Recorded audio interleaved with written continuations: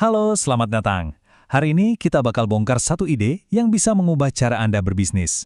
Gimana kalau konten itu bukan cuma sekedar postingan, tapi justru jadi mesin utama yang menggerakkan bisnis Anda? Sebuah mesin yang nggak cuma narik perhatian, tapi secara sistematis membangun kepercayaan, dan akhirnya, ya mengubah kepercayaan itu jadi penjualan. Oke, ini dia agenda kita.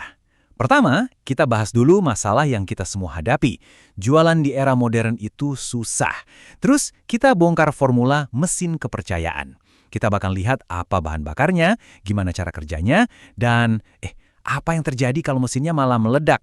Dan terakhir, kita akan lihat gimana mesin ini bisa jadi senjata andalan buat closing.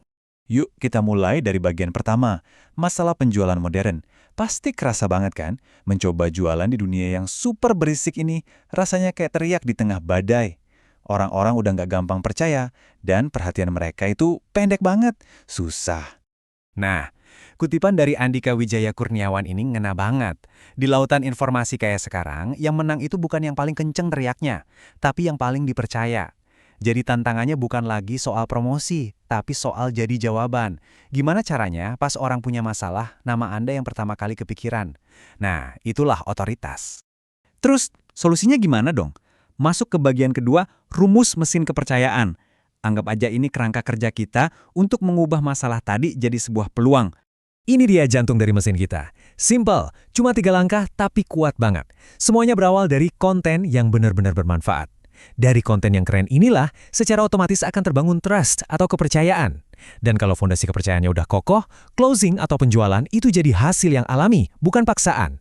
Ingat ya, konten itu bensinnya, kepercayaan itu tenaganya, dan penjualan itu tujuannya. Nah, konsep di balik ini semua tuh namanya authority branding. Kata Andika Wijaya Kurniawan, ini adalah proses untuk jadi Google-nya di bidang Anda. Bayangin deh, Anda jadi sumber rujukan utama yang orang cari-cari. Ini bukan soal sombong, tapi soal jadi sangat membantu sampai orang lain sukarela datang ke Anda. Inilah cetak biru mesin kepercayaan kita. Oke, bagian 3, mesinnya udah ada, sekarang bensinnya apa? Ya, jawabannya konten. Tapi bukan sembarang konten. Bahan bakar mesin ini bukan iklan atau promosi, tapi konten yang tujuannya tulus untuk benar-benar ngebantu pelanggan. Kutipan dari Dimension Lab ini, wah ini kuncinya banget. Ini tuh pergeseran pola pikir 180 derajat. Coba deh, lupakan sejenak target jualan. Fokus ke satu hal aja, gimana caranya saya bisa bantu calon pelanggan saya. Saat kita utamakan bantuan di atas jualan, kita lagi nuangin bahan bakar kualitas terbaik ke mesin kepercayaan kita. Dan percaya deh, kepercayaan inilah yang nanti bikin penjualan jalan sendiri. Terus, gimana cara praktisnya bikin konten yang ngebantu itu? Nah, ini pilar-pilarnya. Mulai dari yang paling dasar, fokus ke niche spesifik Anda. Lalu bangun pilar-pilar konten di sekitarnya dan sebarkan secara konsisten. Visualnya juga harus konsisten biar gampang diingat. Dan yang paling penting, setiap konten harus punya nyawa. Kasih nilai, cerita personal, dan ajakan bertindak yang jelas. Ini resep untuk bensin berkualitas tinggi. Sekarang, yuk kita lihat mesin ini beraksi di bagian keempat. Gimana sih cara kerjanya? Mindahin audiens dari yang sama sekali nggak kenal, sampai akhirnya siap beli? Nah, ini dia perjalanan pelanggan yang digerakkan oleh konten. Menurut Rifki Aritama, audiens itu bisa kita bagi jadi 3 suhu. Ada audiens dingin yang belum kenal kita sama sekali. Terus ada audiens hangat yang udah kenal tapi masih mikir-mikir. Dan terakhir, audiens panas yang udah percaya dan tinggal selangkah lagi buat beli. Tugas mesin konten kita adalah memanaskan mereka secara bertahap. Buat audiens yang masih dingin, lupakan jualan. Misi Anda cuma satu, edukasi. Konten Anda harus jadi jawaban pas mereka nanya ke Google. Makanya, artikel blog yang SEO friendly atau karosel edukatif itu penting banget. Contohnya brand skincare ini, mereka nggak langsung jualan serum. Mereka bikin konten dulu soal beda kulit kering dan dehidrasi. Tujuannya, jadi sumber yang ngebantu, bukan penjual yang maksa. Nah, begitu mereka jadi hangat, saatnya memperdalam hubungan. Di sini kita tunjukin bukti, bukan cuma janji. Kirim email testimoni, tunjukin studi kasus, atau foto before after yang kuat kayak di contoh ini. Pesan kita berubah dari kami bisa bantu, jadi ini bukti nyata kami sudah bantu orang lain kayak Anda. Nah, disinilah kepercayaan mulai tumbuh. Dan akhirnya untuk audiens yang panas. Mereka ini udah percaya sama Anda. Mereka cuma butuh dorongan terakhir. Disinilah taktik yang lebih direct bisa dipakai.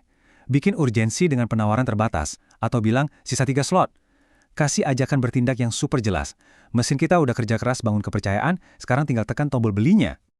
Tapi, tunggu dulu, ada sisi lain yang harus kita waspadai.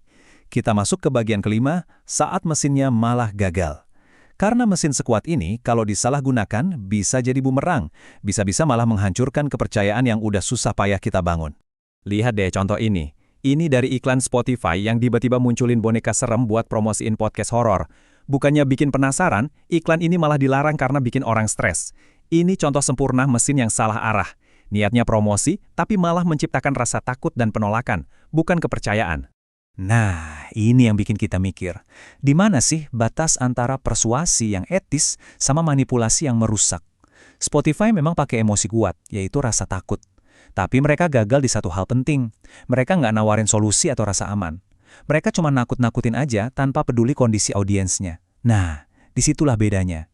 Kalau kita bedah dari sisi etika, iklan ini gagal total.